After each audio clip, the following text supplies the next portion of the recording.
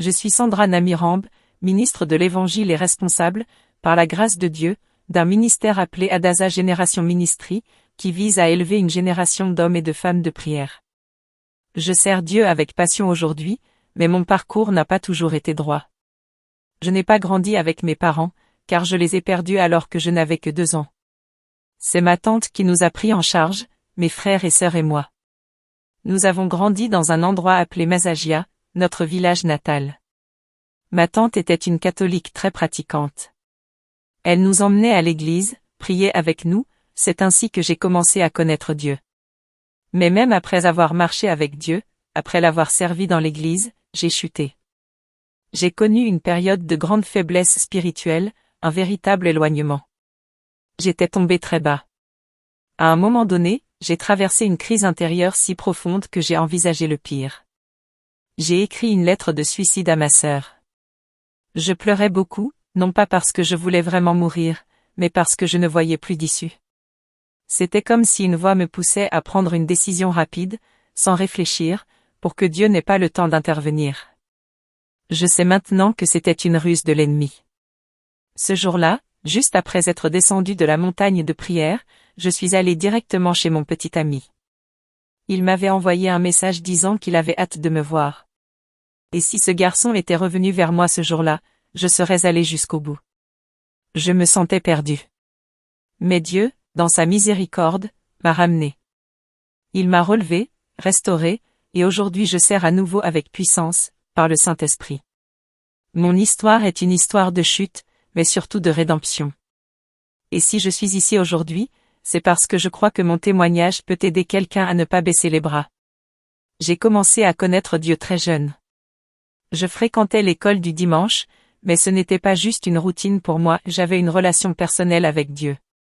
Comme je n'avais pas grandi avec mes parents, je me confiais beaucoup à lui, je priais, je regardais le ciel et la création autour de moi, et je sentais que Dieu me parlait à travers tout cela.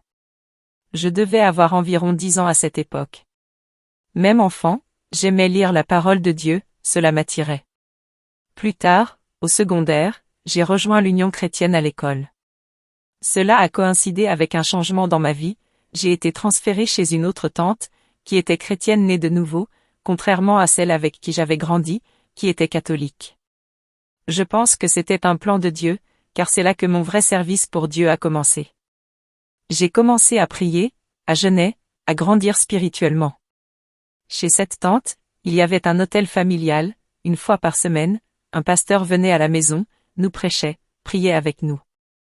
On devait tout arrêter à la maison pour se présenter à cet autel, de 18h à 21h. Moi, en tant que jeune fille, je venais, mais je n'étais pas très impliquée. J'assistais à la prière, mais j'écoutais de la musique dans mes écouteurs, j'aimais les chansons de Westlife et mes émissions de radio, que je ne voulais pas manquer. Malgré cela, la puissance de Dieu m'atteignait. Je me souviens de la première fois où j'ai entendu clairement la voix de Dieu, j'étais seule dans ma chambre, au niveau secondaire 2, et j'ai entendu une voix me dire un verset biblique. Je me suis retournée, pensant que quelqu'un était là, mais il n'y avait personne. J'avais déjà entendu ce verset à l'autel, et j'ai parlé à ma tante. Elle m'a dit, c'est Dieu qui t'a parlé. Elle m'a encouragée à prier, mais elle n'est pas entrée dans les détails. Malgré cette rencontre avec Dieu, je devais encore vivre ma vie de jeune fille avec tout ce que cela impliquait. Même si j'étais leader dans l'Union chrétienne, j'étais attirée par le monde, par les fêtes. À l'école, il y avait souvent des fêtes et je n'aimais pas en manquer. Un jour, notre leader a interdit à tous les responsables de l'Union de participer à une fête, disant qu'on devait se consacrer à la prière. On a tous accepté, mais le jour venu, un par un, on est tous allés à la fête. Aucun n'a assisté à la prière. Ce n'était pas facile de vivre une vie de sainteté à cet âge. J'avais aussi un petit ami, comme beaucoup d'autres. Même si j'étais dans l'Union chrétienne, je me sentais obligée d'en avoir un, car toutes mes amies en avaient aussi. Et à ce moment-là, je ne réalisais pas encore clairement que ce n'était pas ce que Dieu voulait. Personne ne me parlait vraiment dans la vie, personne de proche pour me guider ou me dire que ce que je faisais n'était pas bien. Je n'avais pas de mère, et ma tante, qui m'élevait, n'était pas vraiment impliquée dans les détails de ce que je vivais à l'école.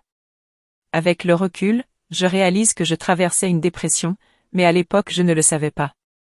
J'avais soif d'amour, d'un amour que je n'avais jamais connu, ce qui m'a poussé à me mettre en couple avec un garçon, pensant que cela comblerait ce vide. Mais même avec un petit ami, ce vide restait là. Je me sentais toujours aussi vide, alors j'ai commencé à avoir des relations sexuelles avec lui, croyant que ça allait remplir ce manque. Mais ça ne l'a pas fait. Ce vide que j'avais au fond de moi ne pouvait pas être comblé par un homme. Et cette douleur m'a poussé à vouloir me suicider. J'étais en classe de senior 5 quand cette idée a commencé à prendre forme.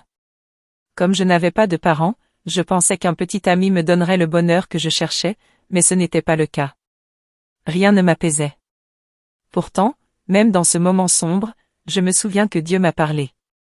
Il m'a montré qu'il me connaissait et qu'il avait un plan pour moi, même si je ne le connaissais pas encore pleinement.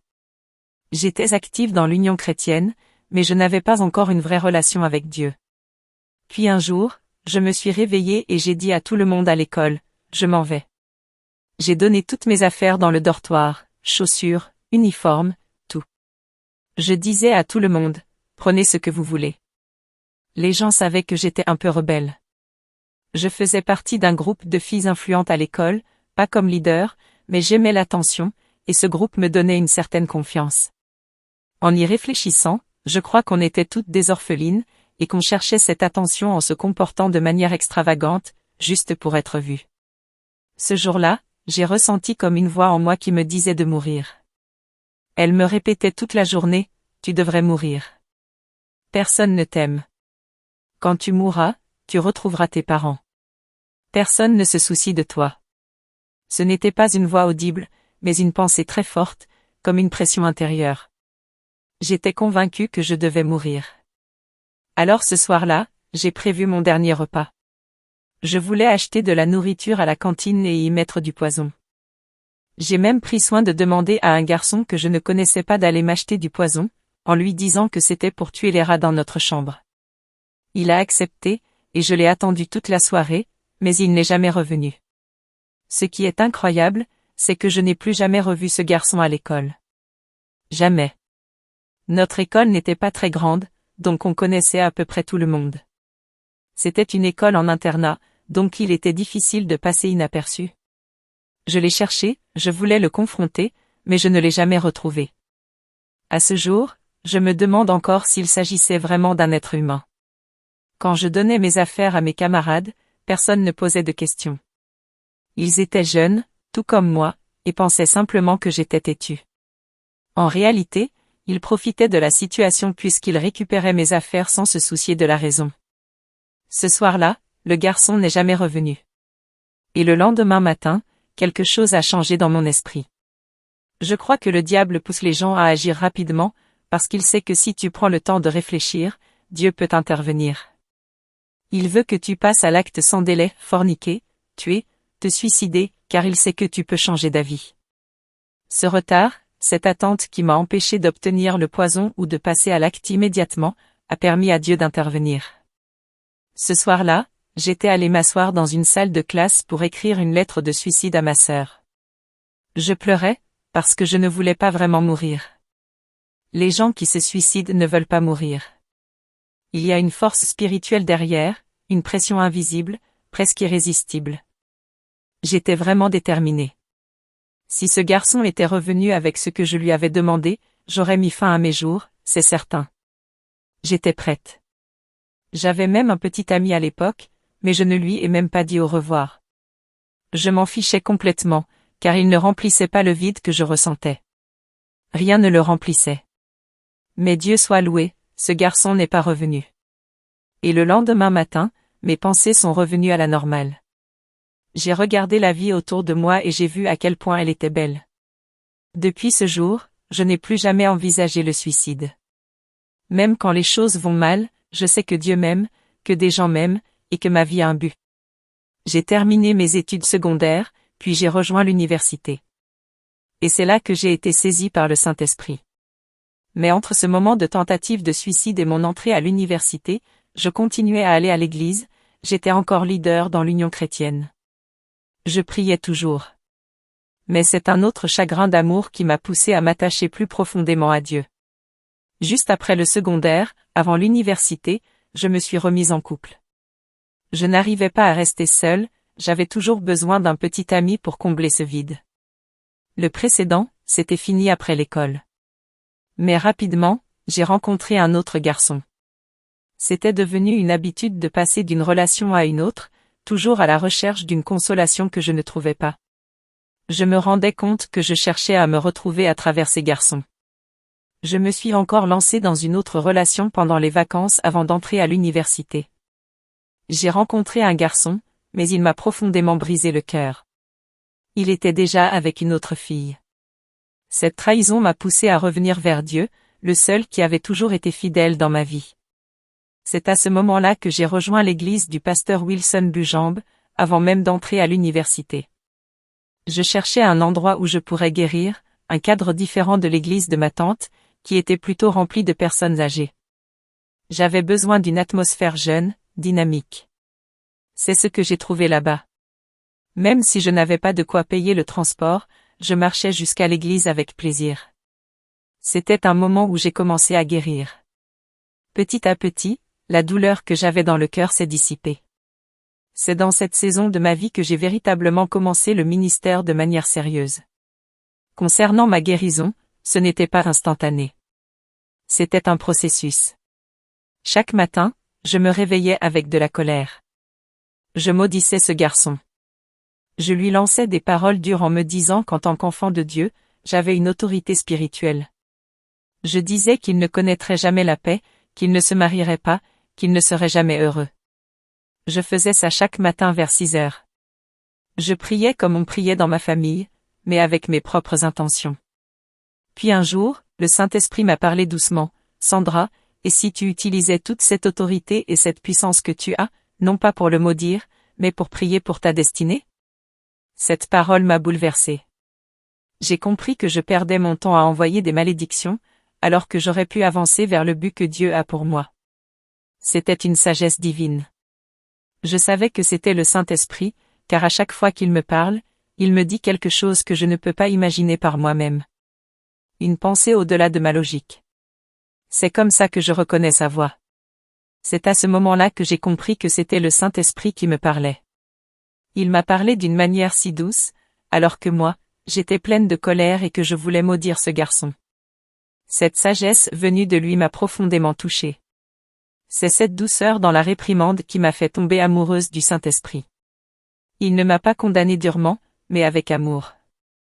Il m'a dit calmement, « Maintenant, je veux que tu pardonnes à ce garçon. » Et je me suis dit, « Waouh, il m'a entendu prononcer toutes ces paroles horribles, et pourtant il me parle avec amour. » Ce n'était pas violent. Ce fut un reproche rempli de tendresse. Et je me suis dit, si seulement on pouvait tous reprendre les gens avec autant d'amour et de douceur, peut-être que beaucoup ne se détourneraient pas de Dieu. Ce moment a changé ma perspective. C'est alors que j'ai commencé à prier sérieusement pour ma destinée. J'ai changé le contenu de mes prières. Avant, je maudissais, maintenant, je priais pour mon avenir. Parce qu'à ce moment-là, j'avais de très mauvais résultats scolaires. Je n'avais pas assez de points pour entrer à l'université après le secondaire. Je crois que c'est à cause du vide intérieur que je cherchais à combler avec les garçons. On passait notre temps à bavarder en classe, et quand d'autres élèves se plaignaient de notre bruit, on répondait, « Laissez-les étudier, ce sont elles qui doivent travailler dur pour se marier. Nous, on est belles, on n'a pas besoin d'étudier. » On croyait que la beauté suffirait pour réussir, ce qui était complètement faux. À cause de ça, aucune de nous n'a eu les points nécessaires pour entrer à l'université. Mais Dieu avait un plan. C'est en priant que le Saint-Esprit m'a révélé qu'il y avait une sorte de malédiction familiale, mes frères et sœurs n'allaient jamais au-delà d'un certain niveau. Ils s'arrêtaient tous après le secondaire, parfois allaient jusqu'au diplôme, mais jamais à l'université. Moi-même, je ne comprenais pas cela avant que Dieu ne me le montre. On a donc essayé de chercher une place à l'université, mais avec mes résultats, ce n'était pas possible. On m'a alors conseillé de commencer par un diplôme. J'étais fière, je ne voulais pas. Je me demandais ce que j'allais dire à mes amis. Mais le Saint-Esprit continuait à me guider dans la prière. Et c'est là que j'ai fait un rêve. Ma sœur et moi étions dans une cellule, enfermés avec 2 cadenas, et un démon se tenait là pour nous empêcher de sortir. Il riait de nous. Je lui ai dit, prions en langue. Et dans le rêve, on a commencé à prier. Les cadenas se sont brisés, le démon est tombé, et je lui ai dit, cours. Et on s'est échappé. Alors qu'on courait, on s'est retrouvé face à un grand arbre, et un démon s'y tenait. Il nous a dit, vous pensez pouvoir avancer? Vous croyez être meilleur que vos frères et sœurs? Vous n'irez nulle part. Mais nous avons commencé à prier, et le démon est tombé. Quelqu'un est intervenu, je n'ai vu personne clairement, mais l'arbre s'est écarté de notre chemin, et nous avons vu le soleil devant nous. Avant cela, on voyait la lumière, mais on ne pouvait pas la rejoindre à cause de l'arbre. Quand il a bougé, on a couru et je me suis réveillé. Ce rêve m'a montré que nous venions de franchir une barrière spirituelle. Tout cela se passait pendant que j'étais engagé dans le ministère dans l'église du pasteur Gass, au sein du groupe de jeunesse. Je priais beaucoup, et le Saint-Esprit me guidait vraiment. Finalement, j'ai trouvé une place pour faire un diplôme en gestion des archives et des documents, un programme de 2 ans. C'est aussi à ce moment que je suis entré dans un ministère plus sérieux. Je suis devenu responsable de l'Union chrétienne, coordonnant les temps de prière pendant les pauses déjeuner, du lundi au vendredi. Durant cette période, je menais une vie consacrée, je n'avais pas de petit ami, j'évitais toute relation sexuelle, puisque j'étais leader. Mais malgré cela, des garçons venaient toujours vers moi, parce que j'étais jeune. Je suis donc tombé dans une nouvelle relation. J'avais ce besoin d'être aimé, et même si je savais que ce n'était pas bien, je me suis laissé entraîner dans des relations sexuelles avec ce garçon. Je n'avais personne pour me guider, personne pour m'encadrer spirituellement. Je ne rentrais même pas chez moi pendant les vacances, je restais chez ma logeuse. À cette époque, j'étais déjà majeure, je savais au fond que c'était mal, mais je n'étais redevable envers personne. Alors, j'ai continué. J'étais consciente que je cherchais à combler un vide, mais je ne le comprenais pas encore clairement. Ce n'est que quelques années plus tard que Dieu m'a ouvert les yeux, j'essayais sans cesse de remplir ce vide avec les garçons. J'avais désespérément besoin qu'on parle dans ma vie, comme un père parle à sa fille. Je continuais à voir ce garçon, même s'il n'était pas né de nouveau. Il savait que j'étais une servante de Dieu, mais cela ne le dérangeait pas. Moi, ce que je voulais, c'était juste quelqu'un pour m'aimer. On est même allé prier à la montagne de Mukono. Là, un couple nous a parlé de la sexualité. Lui n'était pas là, il n'était même pas concerné par ce que je vivais dans la foi. Moi, je vivais entre 2 mondes, d'un côté, je sentais l'appel de Dieu sur ma vie, et de l'autre, j'allais retrouver ce garçon comme une fille normale. Il ne comprenait pas le ministère qui était sur ma vie. J'étais tiède, ni froide ni brûlante, mais malgré cela, je continuais à prier. Un jour, je suis montée à la montagne de prière, et là-bas, un couple nous a parlé de la pureté sexuelle. Ils nous ont encouragés à faire une alliance avec Dieu, à lui promettre de garder notre pureté. Ce n'était pas la première fois que je faisais une telle alliance, j'en avais déjà fait une auparavant, car je désirais vraiment bien faire. Mais malgré mes bonnes intentions, quelque chose semblait toujours me poursuivre, me tirer en arrière. Donc, j'ai encore signé cette alliance.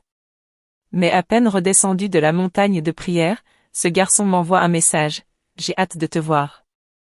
Et au lieu de résister, je suis allé directement chez lui. Juste après la prière, je suis allé chez mon petit ami. Après cela, je me sentais tellement mal. J'étais une ministre de Dieu, une servante, je savais que j'appartenais à Dieu, mais je ne savais pas comment arrêter cette spirale. J'aimais Dieu, j'entendais sa voix, je servais dans son œuvre, je faisais même des vœux d'engagement avec lui, mais malgré tout, je luttais encore avec cette dépendance. C'était une lutte silencieuse. Je me souviens aussi d'un moment marquant, quand le pasteur Steven Suma, aujourd'hui décédé, est venu prêcher dans notre église à l'invitation du pasteur Wilson. Il a prêché un message puissant sur la repentance et a demandé à ceux qui avaient déjà eu des relations sexuelles avant le mariage de se lever. Sophie, la moitié de l'église s'est levée. Moi aussi, je me suis levée, parce que je voulais que Dieu m'aide. Ce moment a été fort. Mais ce n'est pas tout. À cette époque, je me suis aussi impliquée avec l'un des frères avec qui je servais dans les cellules. Nous avons commencé à coucher ensemble, même pendant les missions ou les activités de ministère. J'étais une leader, mais malgré cela, je vivais dans le péché sexuel. Et je voyais les membres du groupe que je dirigeais lutter aussi. J'avais, sans le vouloir, transmis cet esprit sur eux. Et cela m'a réduite au silence.